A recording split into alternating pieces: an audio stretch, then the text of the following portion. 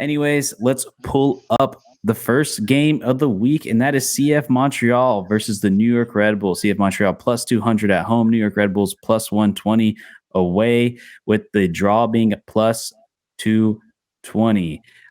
CF Montreal, obviously, we talked about last week. Adam wasn't here, but the big trade between Inter Miami and CF Montreal. CF Montreal getting a new number 10 and a second striker in Ariel Lassiter and Bryce Dukes. They're going to make their MLS debut with Montreal. They did play. I actually caught the highlights, so I was curious to see how they played for the team. They did play in the Canadian Championship this past week.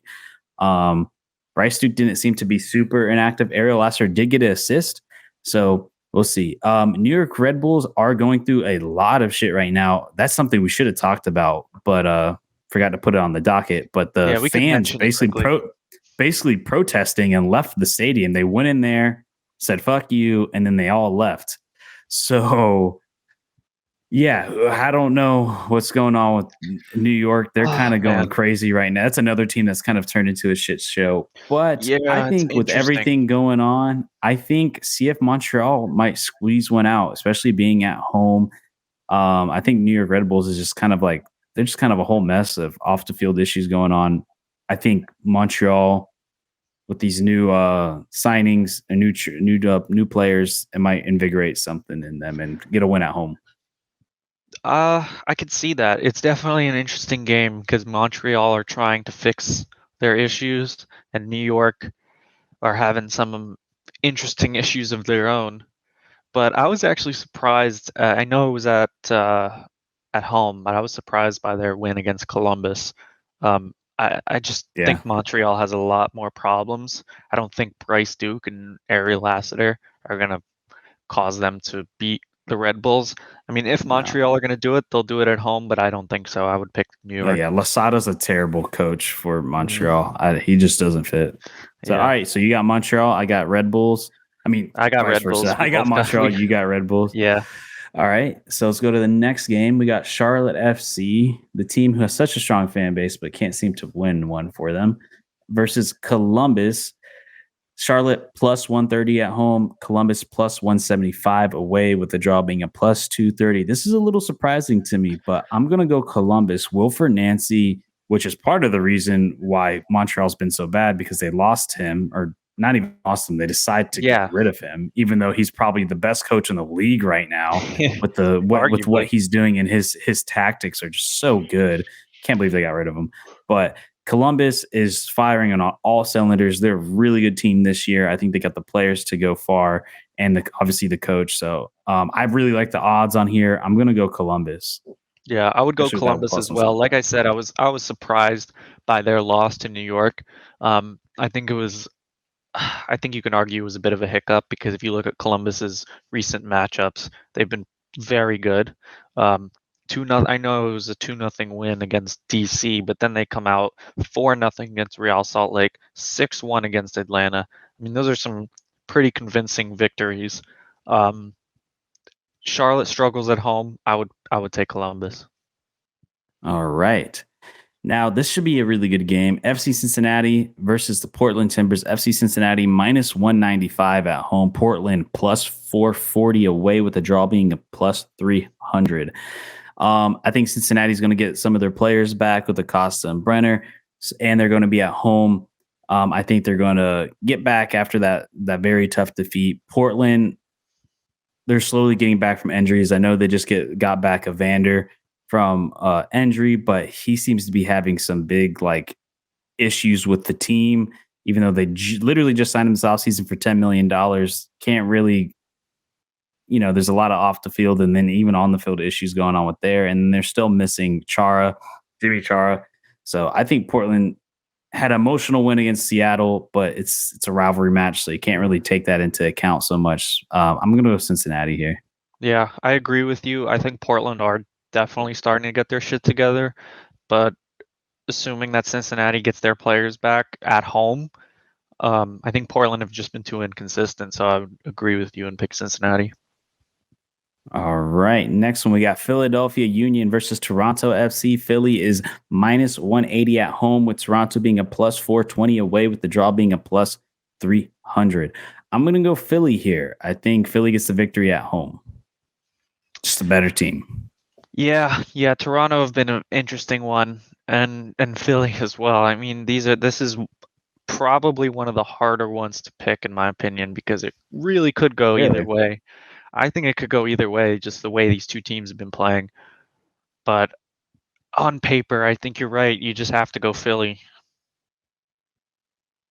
All right. Now let's do Orlando City versus DC United. Orlando City minus 115 at home. DC United plus 260 away, with the draw being at plus 250. It seems like Orlando surely, but I can't say that Slowly phrase, but whatever. surely. Slowly but surely are starting to kind of like get things together, and DC United continues to be a mess. It doesn't seem like Wayne Rooney is really fixing the situation. So I'm Yeah, gonna go I think Orlando City at home. yeah, I agree with you there. I don't think Orlando are as good as people say. They are getting their feet wet a little bit. You know, they're starting to get there. But DC United are, aside from Montreal, I think they proved by that slight 1-0 victory against Montreal that DC are better than Montreal, but not by much. So Orlando to win.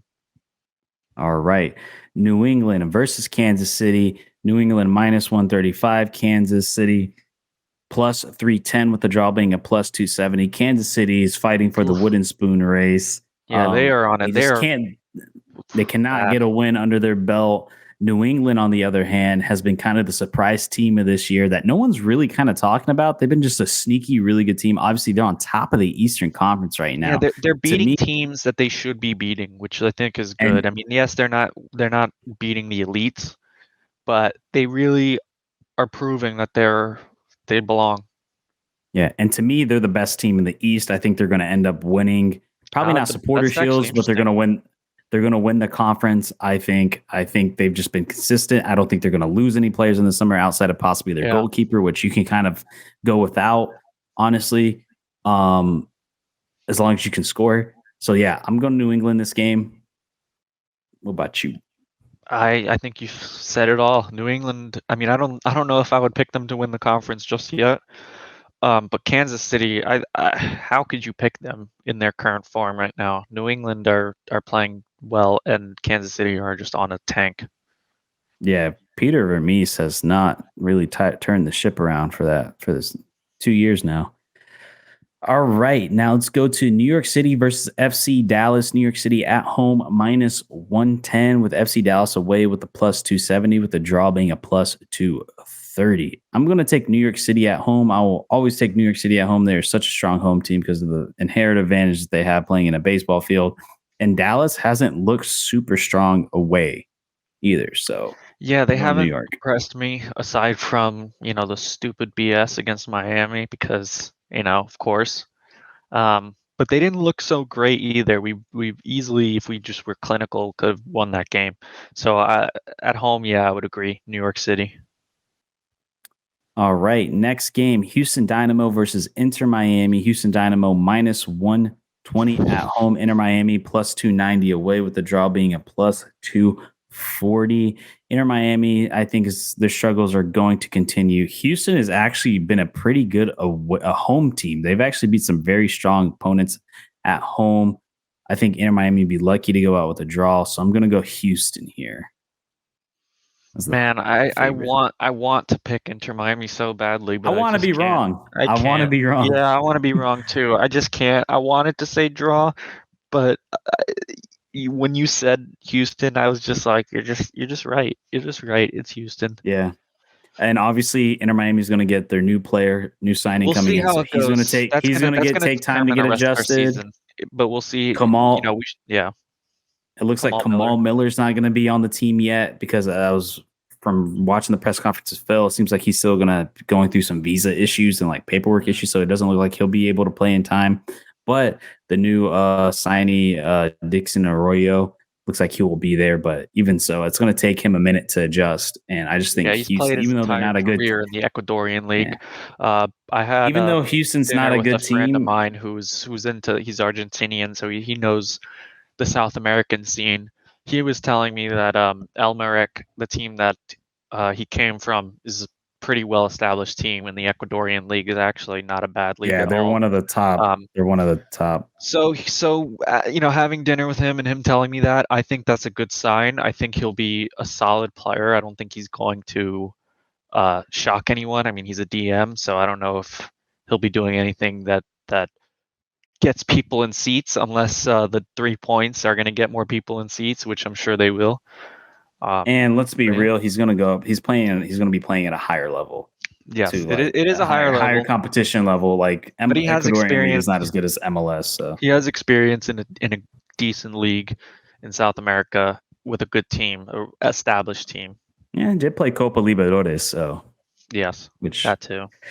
can compete. But yeah, it looks like we all got Houston. So let's go to Nashville FC SC versus LAFC. Nashville's plus 155 at home. LAFC is plus 160 away, with I the like draw those being a odds. plus 220. I'm going to go draw here. Nashville, really strong home team, can grind out draws and one score victories. I think they're going to get a draw here. I don't know if they necessarily beat LAFC. I think LA, obviously they're going to get theirs. It's just how it is. They're going to score. But I think they're going to be stout enough to get a 1-1 draw out of this game. So I'm going draw. Fair enough. I don't think that's a bad pick at all. I think LAFC. I'm going to bank on the fact that they're gonna keep their form. People like Vela are going to continue to create and score. So I think LAFC win. All right. Now, these odds are very shocking to me. Colorado versus St. Louis City SC. Get out of Colorado here with plus that. one. Colorado plus 100 at home. St. Louis City SC plus 230 away, with the draw being a plus 250. St. Louis, give me St. Louis. These odds are ridiculous. No way Colorado's a favorite. Like what? Colorado snuck out one draw, and now all of a sudden they get the odds. Get out of here. I get you're at home. Here. I think they're going based off that draw result against LAFC at home. Whatever. So I think that's kind of that's kind of what's making the books lean that way. But I think that was an anomaly. Fuck off St. Louis City for the win. All right. Real Salt Lake versus San Jose Earthquakes. Real Salt Lake plus 100 at home. San Jose Earthquakes plus 220 away, with the draw being a plus 250. Give me Real Salt Lake at home. They're mid-table team. I don't think San Jose is going to be good enough to take them on away. I like Salt Lake at home. I actually have this one a draw. Salt Lake, I think that home advantage is going to help, but they haven't been good lately. I mean, you can argue they've been losing to strong teams in Columbus, St. Louis, and Austin, who's getting their shit together. But San Jose, they're not so much different. I can see this being a scrappy draw. All right. Now we got the two teams who have disappointed this year. Going up against each other. LA Galaxy versus Austin FC. LA Galaxy at home minus 130. Austin FC plus 280 away, with the draw being a plus 280. I think LAFC gets the I think LA Galaxy. Did I say LFC from the beginning? I said LA Galaxy. Either way. I don't know. I feel like I know you just did, but I don't know if you did from the beginning. Yeah. LA Galaxy. Yes, I'm the same way. I'm trying to figure it out, but whatever. LA Galaxy, I think gets their first victory right here at home. I think having Chicharito back kind of helped spark the offense and gave some attacking opportunities, because it helped. Pooch had nowhere to really go to before that, and now he kind of has Chicharito he has back. At least someone, So I can understand that, especially with Austin's struggles, even though Austin's LA Galaxy still struggling for some reason. I don't know. Even though LA Galaxy are home, I'm sure their fans are still going to be upset, and they're not going to have that usual home crowd. But I agree. I think LA gets their first win here. All right. Seattle Sounders versus Minnesota United. Seattle minus 185 at home. Minnesota plus 430 away, with a draw being a plus 300. I actually think this is a sneaky good game. Minnesota has actually been kind of like flying under the radar, getting results even without Manuel Reynoso, their star DP. But Seattle's too much at home, especially after Yeah. that tough loss They've been against very good, Portland. and I think that'll inspire them. I think they've been, like we've said in previous episodes, they've been showing that they're a top team, and they just took last year off. Yeah, Yes, so y'all Minnesota have got been sneaking under the radar, but I think we both think that Seattle at home would be the strong pick here. yes. All right, so we both got Seattle. And finally, a back-to-back weeks with a Sunday game. So happy to see how we have things spread out a little bit. Atlanta United versus Chicago Fire. Atlanta minus 170 at home, with Chicago Fire being a plus 380 away, with the draw being a plus 300. Chicago Fire, literally, they live up to their name. Like, it's like everything is just on fire, everything's burning, nothing's working. Yeah, Atlanta they've United is actually starting to get surprisingly some though, things together. And obviously Atlanta is a tough place to play. You know, the fan base very. out there is ravaged. One of the largest attendances in the league, in the world, actually, for soccer. So I'm going Atlanta here. Yeah, I agree. I'm going to go Atlanta as well, but Chicago, I think it's worth mentioning, have kind of been sneaking under the radar in the last few weeks. You can argue they haven't been playing anybody that's super strong, but a 3-3 draw against Cincinnati, they beat Inter Miami. That's not so strong to draw DC United, but then you beat Minnesota and then draw Philadelphia. They're sneaking together some points, so it's not impossible, but Atlanta are the strong favorites at home.